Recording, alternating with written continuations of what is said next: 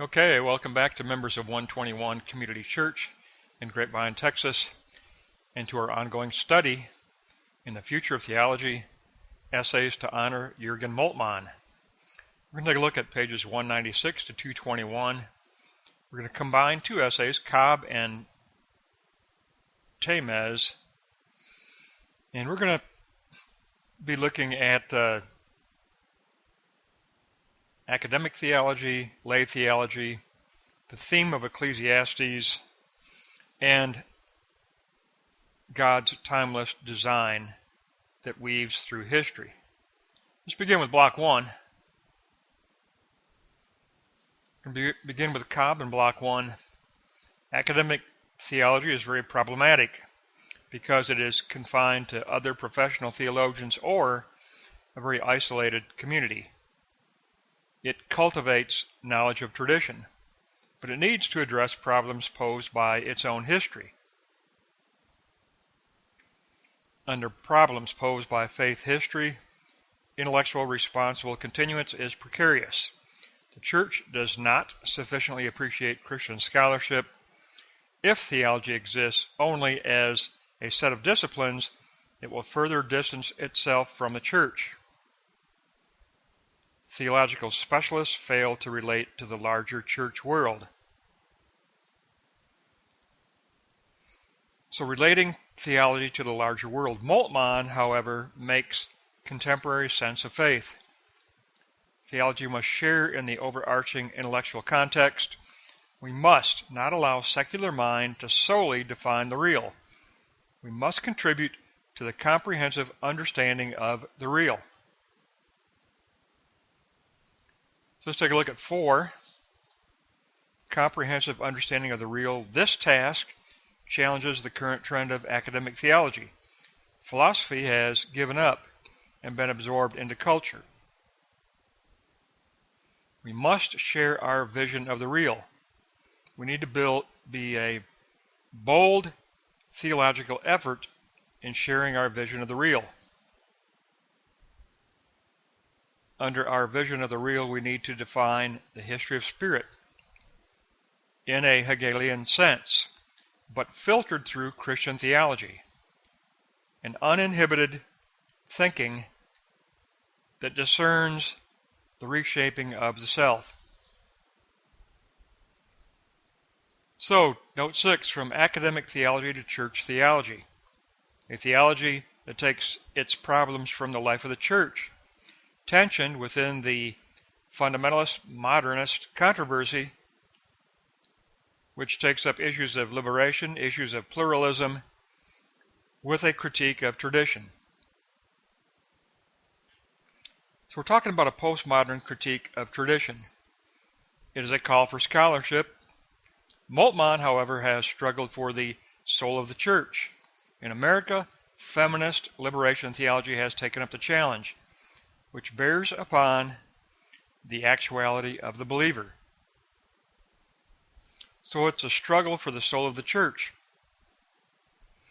New issues are facing the church. We need to be reflective, relating Christian wisdom to the natural sciences, in the struggle to be faithful to the gospel. So now we can take a look at this transition to lay theology in note 9. We must nurture the emergence of lay theology. And the level of Christian education must increase by confronting the issues of today that concern us. Then we reflect as Christians about these current issues. In other words, we take a praxis stand. So what we're talking about, says Cobb, is a praxis-based lay theology. Universities need new direction. Also, we must provide critical reflection concerning institutions and professions. Liberation theology must move from the academic discipline to church lay theology, making space and giving voice to those who are in need of that lifting up. So for Cobb, it is all about moving academic theology out of the very constraining academic realm and into becoming a true lay theology that is praxis-based. Now, from here we move into part 3 of the book, and that's the section dealing with themes. And so now we're going to transition into the section on themes. We'll begin with Tamez and the examination of Ecclesiastes. So let's move into block 2. The Hebrew concept hebel means emptiness or vanity. All is vanity, proclaims Ecclesiastes. Reflection on utopia is an urgency for those seeking a new reality. Theological schema fail to measure up to our current historical challenges. No messianic future is in sight. We confront a hebel type of emptiness, a time of messianic drought. We live in a time of messianic drought.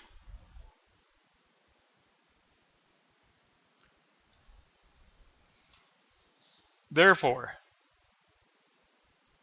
the context of Ecclesiastes describes our situation today. It is a book of protest against vanity. The author takes up a late-date position for Ecclesiastes. Tamez takes a late-date position during the reign of the Ptolemies, around the death of Alexander the Great, 323 BC, with the capital in Egypt, written around 450 to 200 BC, when power was administered from Alexandria.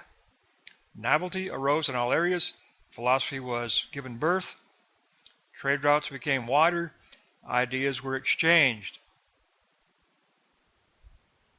This becomes the late-date theory that Tamez puts forth. There was a protest against deification of rulers. The author of Ecclesiastes realized the negative consequences adopting Eastern Egyptian ideas. But there was a feeling hopeless to shape a utopia for the present. Therefore, he projected his hope onto the transcendent God,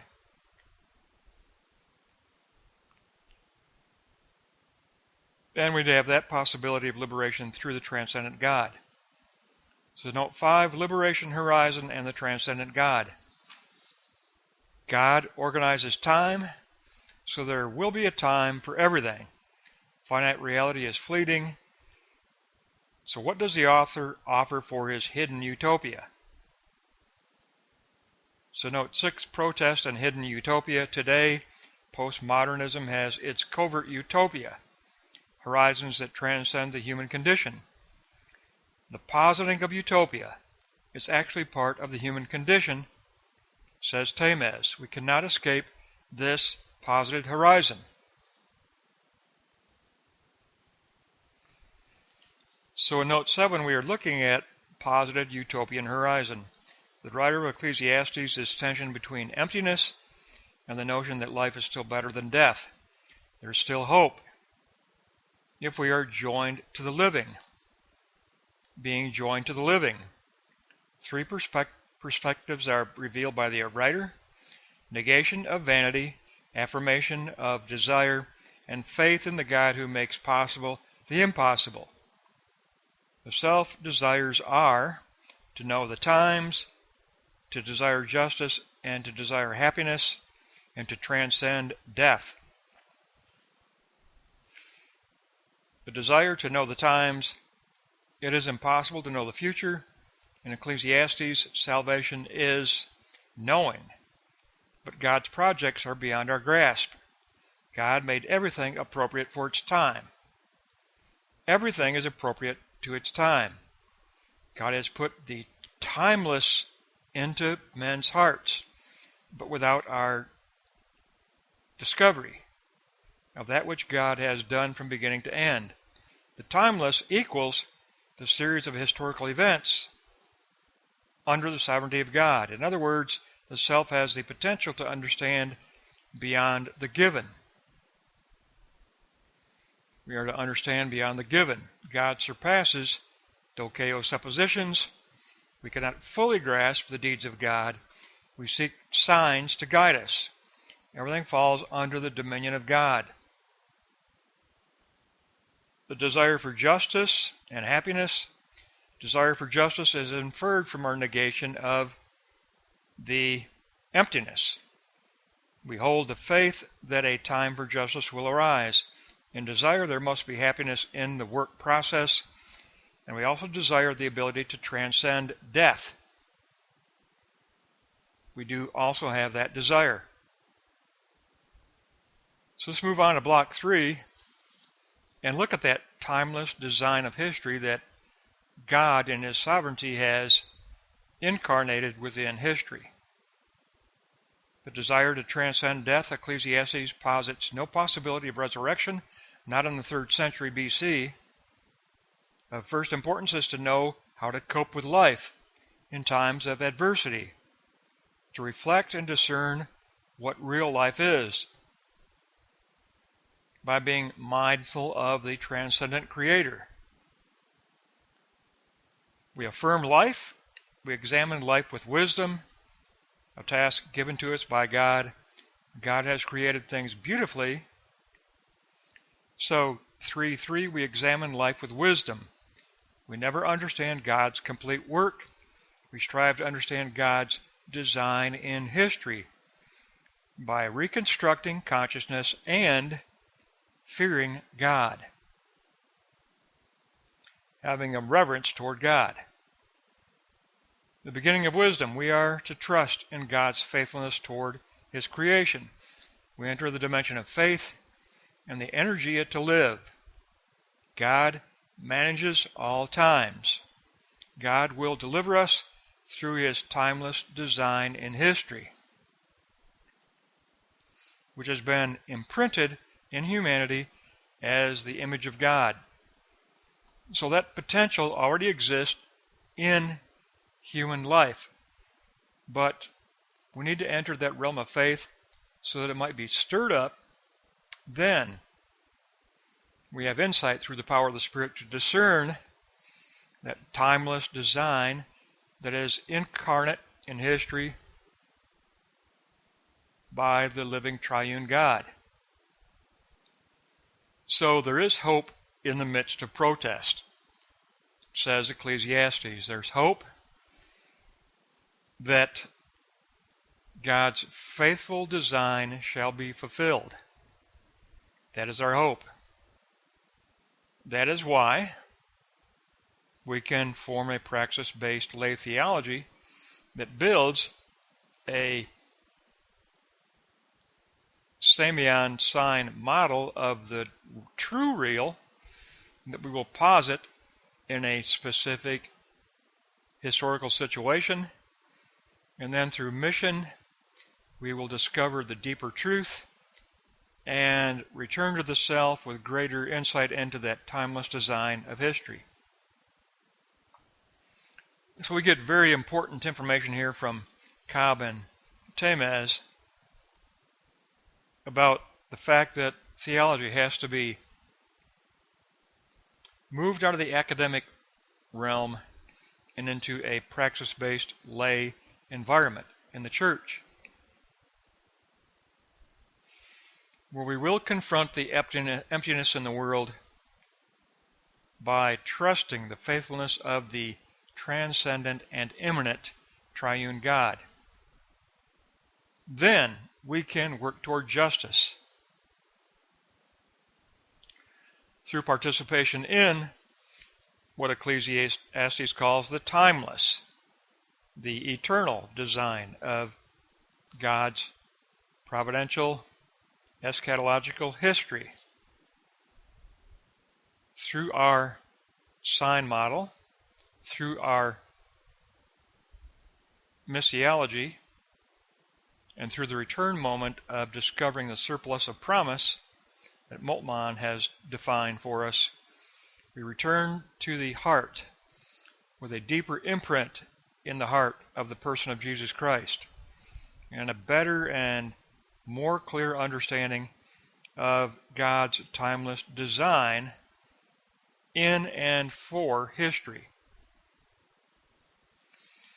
So that's going to give us a great lesson. That's page 196 to 221. Cobb and Tamez And we're going to pick up next time on page 222.